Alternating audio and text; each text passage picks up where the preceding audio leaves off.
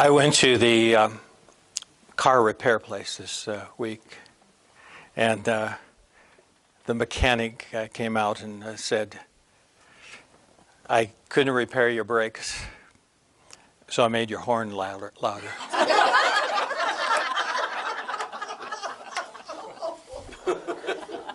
I have this friend, and his idea of roughing it, is to turn the electric blanket down to medium. This is the definition of a laughing stock, cattle with a sense of humor. And I have a question for you. How do you tell when you run out of invisible ink? Here's a definition. Football is a bizarre combination of two of the most hideous aspects of American life. It involves violence, occasionally interrupted by committee meetings.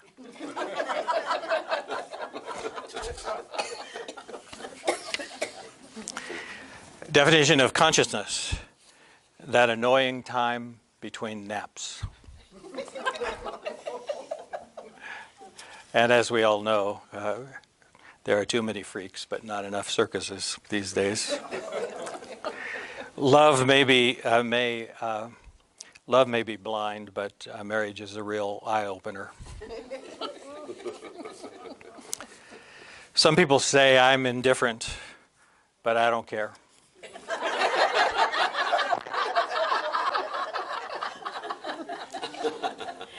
Here's a question for you. When the cheese gets its picture taken, what does it say? Definition of a conclusion. A conclusion is the place where you got tired of thinking. Therapy is expensive, but popping bubble plastic is cheap. Here's a question for you. Why do they report power outages on TV?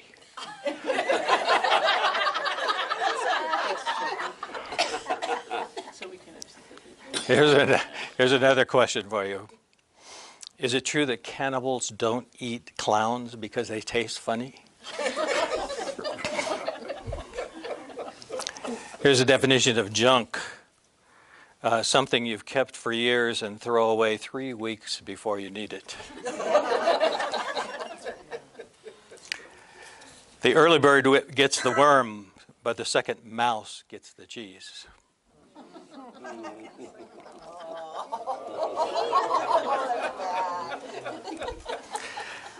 I'm not crazy.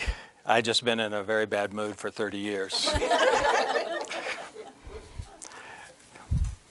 All generalizations are false, including this one. Doesn't sound like whining to me. Just wait. You wait. All right, let's all whine together like dogs, okay?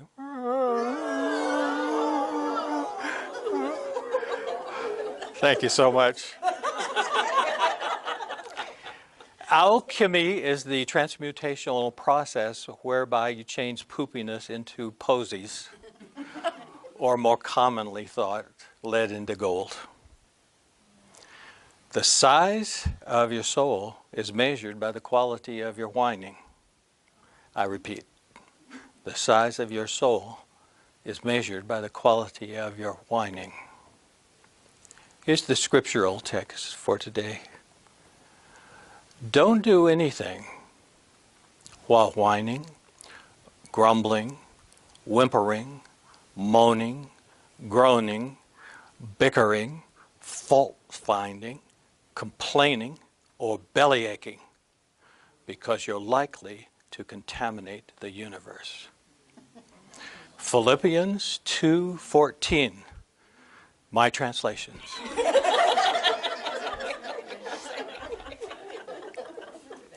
The operative Greek word in this text is gangusmos, which is just a big fancy Greek word for whining. But some people gangusmos everywhere.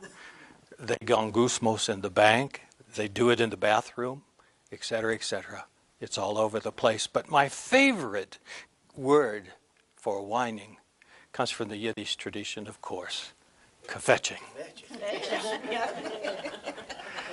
Now we know that's another way of saying complaining and whining and suffering and whimpering, etc., etc. And somebody who does that perpetually is called a schlemiel.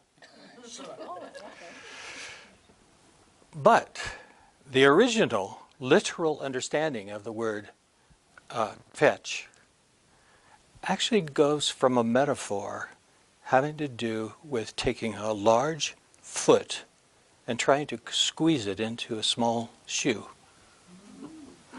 In other words, what happens is this, is that when you take the vastness of your own soul and reduce it to a good, healthy wine, in all probability, you are making yourself too small for who you are. It's a tight squeeze. Just like when you go to the Grand Canyon or to the Southwest and you behold all of the infinite resources of a vast, beautiful horizon. And then you try to come back to your little cubicle at work and restrict the soul to that. It's just too small for you. It doesn't fit. Now, there are elements in whining of narcissism. That means that I expect the world to conform to my expectation, and when it doesn't, I am likely to whine. There are elements of masochism in whining. That is to say, the person who is whining suffers from a low-grade infection of chronic suffering. Or, on the inside, the inner dimension of whining is some version of self-pity. Or it might have to do with bitterness or resentment. In other words, it is anger that was never dealt with and therefore grew stale and turned into a whine. Now I confess that I try to whine at least once a week just so I don't lose practice. But for the most part, I'm dedicated in a different direction. I'm going to give you a definition of bitterness, and that's indigestion of the heart. Ain't that fine? And so, when you're around somebody who whines, they might whine just for themselves, but they might whine on behalf of the whole world. That's pretty popular these days. In fact, I'm going to give you a definition of Donald Trump. The license to whine. In the German language, the word is Weltschmerz, or world worry, or whining about the conditions of everything. So we have a problem here with resentment, which I define as cold, stale anger. Now here's the way I deal with anger. It's a bright flame, so it has a lot of energy. And usually my anger pertains to a truth that must be told in a diplomatic way. But if I go unconscious, I'll simply dump it because my self-righteousness has earned the right to get even with you. In fact, you might think of anger as an unconscious attempt to restore self-esteem in a wounded situation. But here's what I do. I retire into my alchemical laboratory, into my holy altar place, and I feed my anger tea and cookies and invite it in for a conversation. And I say to my anger, what do you want, honey? Tell me. Tell me what that is.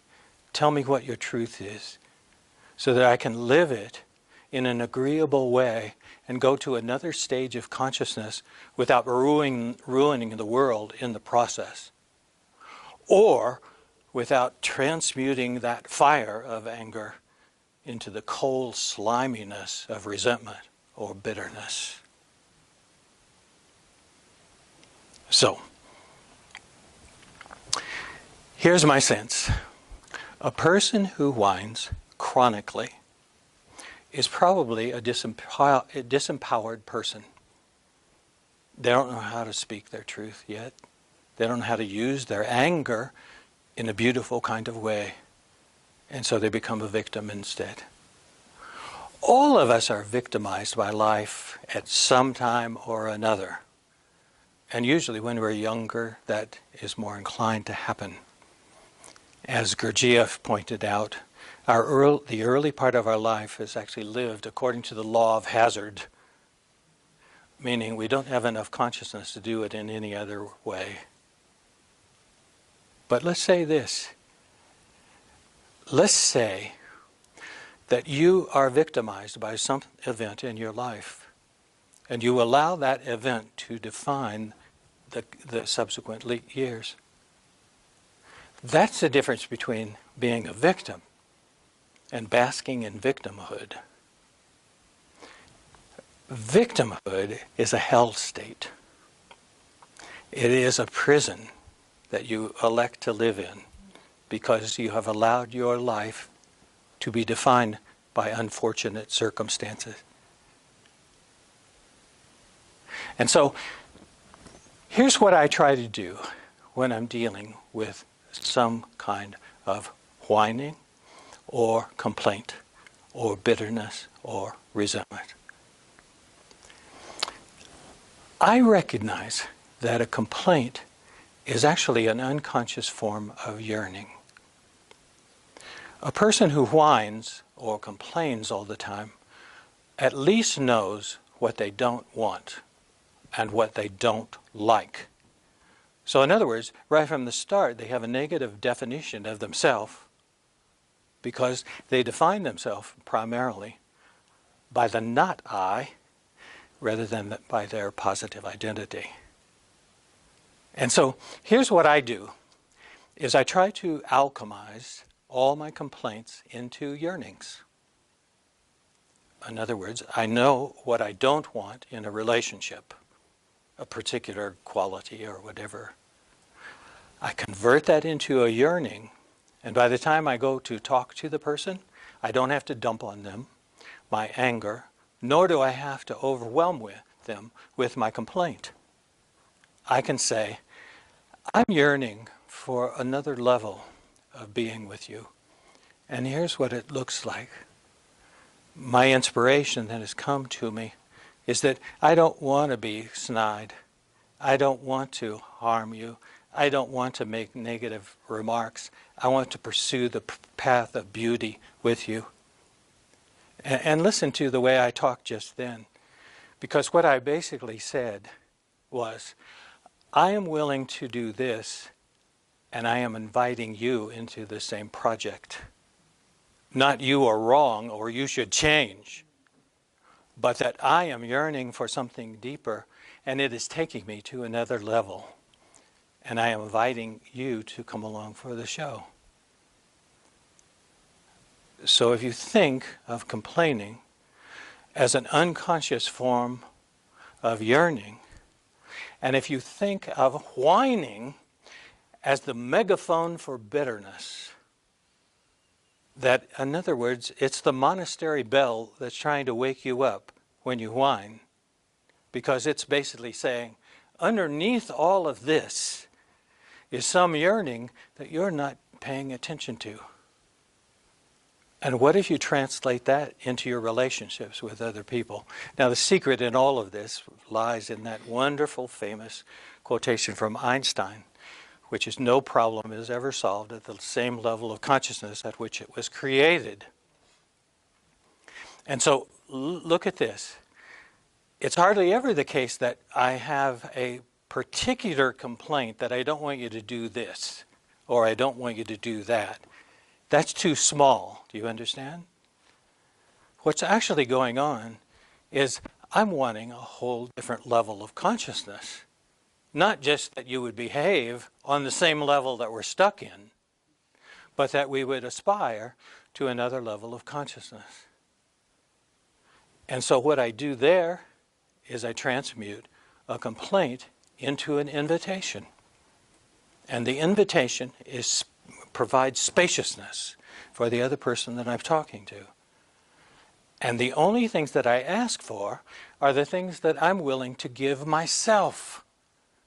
So the authenticity of my yearning is actually brightened by the fact that I am existentially invested in this intentionality, and I want to drag you along too. I didn't say that part. Now, what if you're dealing with a person who whines all the time? First, recognize that they are not doing a very good job at processing their anger. Now, do you realize that if the ego is in charge of your life, in all probability there are 100 bajillion opportunities every day to accomplish small forgivenesses? And actually, you know what small forgivenesses are? Microbursts of forgivenesses? They're actually moments for self-transcendence. In other words, forgiveness is actually a ruse to trick you into another level of consciousness by actually going out into the world in a surrendered state and being able to be of service to others in the name of love. Cheerfully in service of others in the name of love. So when somebody comes to me and they're whining, I will recognize that this is a disempowered person. This is a person who has not had permission to yearn properly in their life. And I should add this, that for the sake of your own research, recognize that Rumi, among others, is the consummate yearner. That's what his theology is. That's what his poetry is. That's why we identify with it. Because at an unconscious level, he is teaching us how to yearn. And that is beautiful. So, when I'm dealing with a whining, resentful person, I will ask them what they want. I will ask them to acknowledge what their yearning is all about, so that I am, in effect, liberating them from the need to stay in resentment. But I can only do that insofar as I'm able to do that for myself, which is I empower myself daily by catching myself in the moment of whining, whether it's outward in a vocalization or inwardly in the form of self-pity. I will catch myself in that state. I will convert it to yearning. And now I'm asking the other person to do the same and therefore become empowered in the process. Which means that I am threatening them because I am asking them to surrender their victimhood and to step into their power and to proclaim who they are, what they want, and how they are bright and shining. Do you follow me? Mm-hmm. Yes. So if I'm a good yearner, I can become a missionary for yearning throughout the world with everybody that I meet. Another way of saying this in Scripture was, without a vision, the people perish.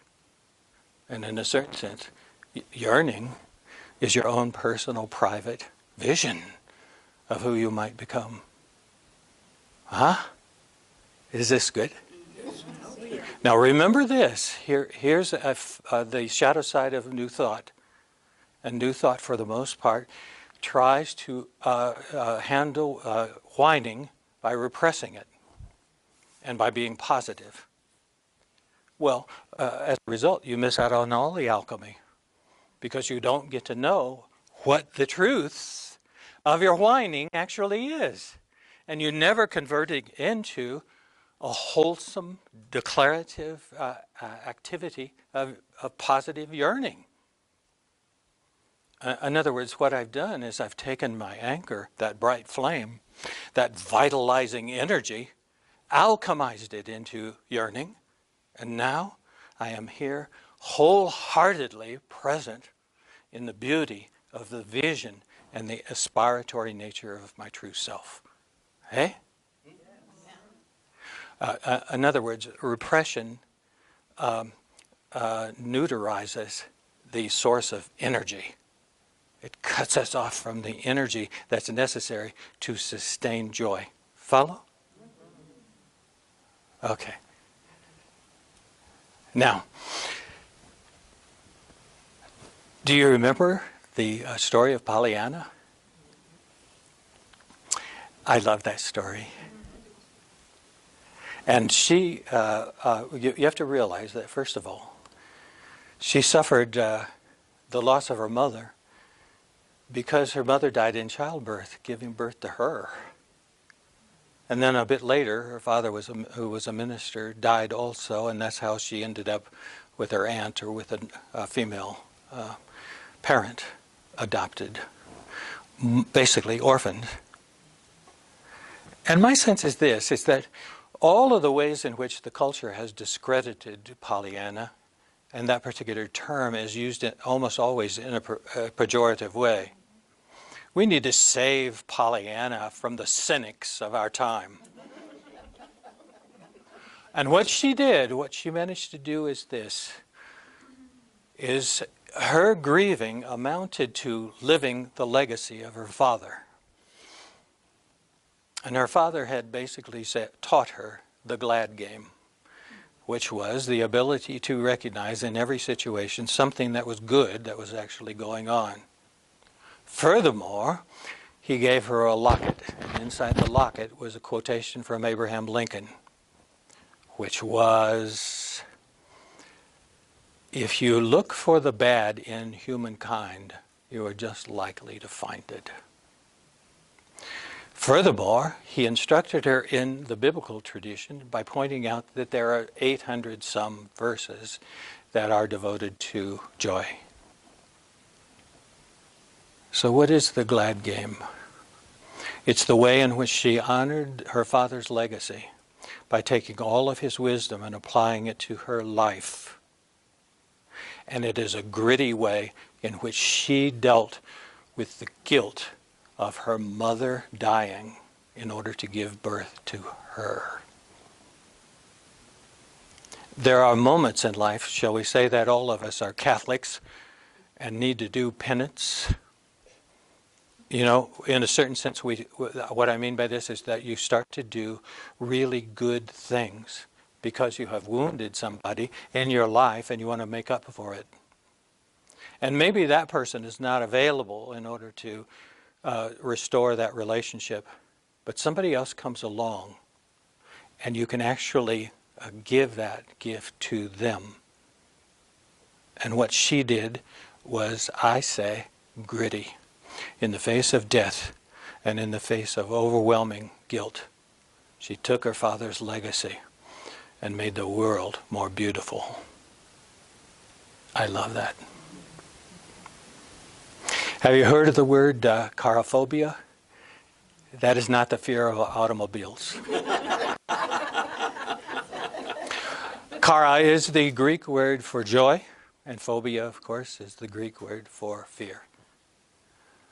And now we come to the crunch of this message today, which is some people suffer from the fear of joy. Their difficulty, you know, is not in facing their dark shadow. It's in facing their light shadow.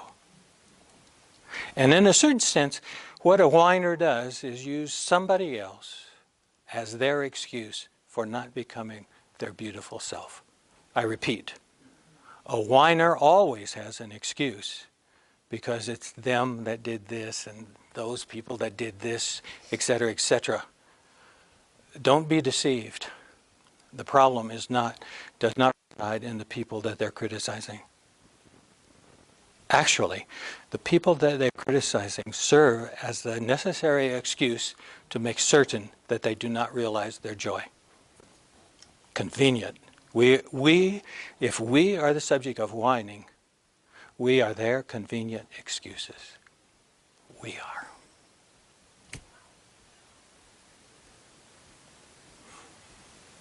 Now let me tell you one other thing. Whining is a problem of heaven. And here's why. At the higher level of consciousness, what I watch for in my life is those moments when I become dissatisfied, irritated, agitated, to the extent that I would indulge in, of course, a higher level of whining. And this is because something is perturbing me about my life or about being on earth. In other words, a disparity has arisen between my vision of what heaven is all about and the crassness and crudeness and cruelty that goes on in earth. And it creates deep, deep, profound sorrow as a result of that, and deep opportunity to whine. And what I must do in that regard is that heaven is inviting me to live heavenly on earth.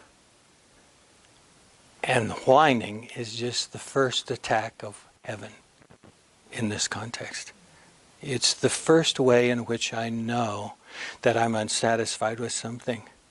That there's something here that's on earth, that's imperfect, that's contradicting the vision that I have of what heavenly life is all about. The interesting thing is that in Scripture, in the writings of St. Paul, he uses the term arabon, which could be translated as heaven on the installment plan. And we experience arabons almost all of the days of our life if we're sensitive to that. And what that means is flashes of beauty, flashes of transcendence, of deep love, of profound caring, of kindness, etc., etc. There it is. Here's another arabon. For myself, I become in my life a nectar collector of arabons. I'm accepting every gift that comes to me in a flash of heaven, accumulating that so that I become heavenly consciousness wherever I go. That's what I want to be. I want to be an agent of light. I want to be a conveyor of joy.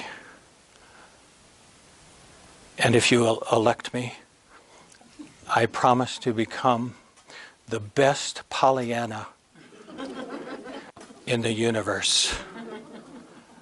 I am fiercely committed to living the courageous life of a Pollyanna in a heavenly way on an earth that is tearing each other apart. The size of your soul is determined by the quality of your whining.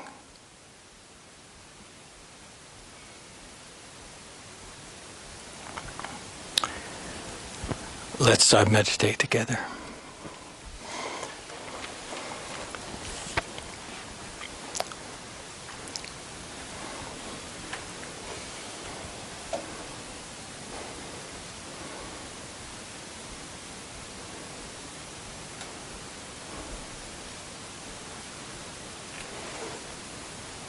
I ask you in this moment to allow the loveliness of heaven to invade your heart and to overtake you.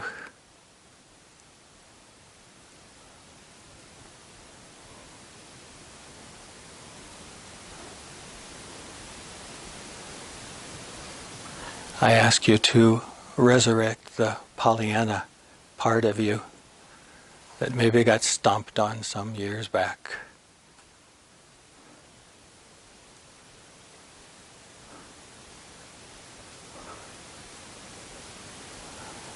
And to promise yourself that you would practice promiscuous cheerfulness wherever you go.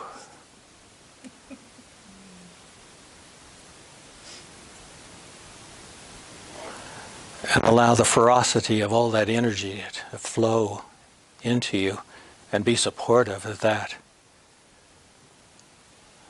So that this is not a New Age abstraction,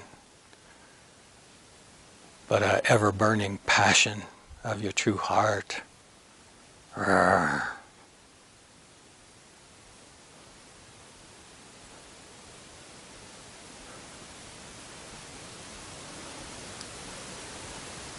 And when you encounter somebody who has a proclivity for whining, which may be within the next hour, recognize that they're suffering from a case of amnesia, that they have forgotten the Pollyanna portion of who they are, and compassion is necessary, and empowerment is required.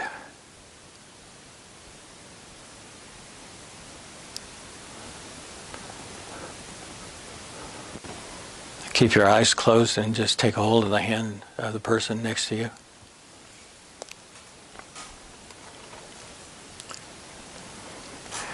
And don't crush their hands, but squeeze them mightily with the passion of a courageous Pollyanna, indicating your commitment, your new blazing commitment to be an unapologetic agent of heaven.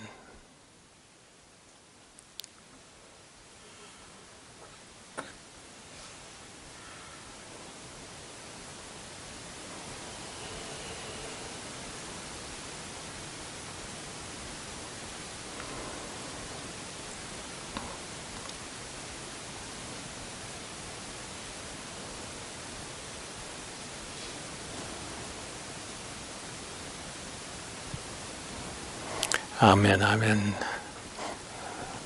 Thank you. Thank you.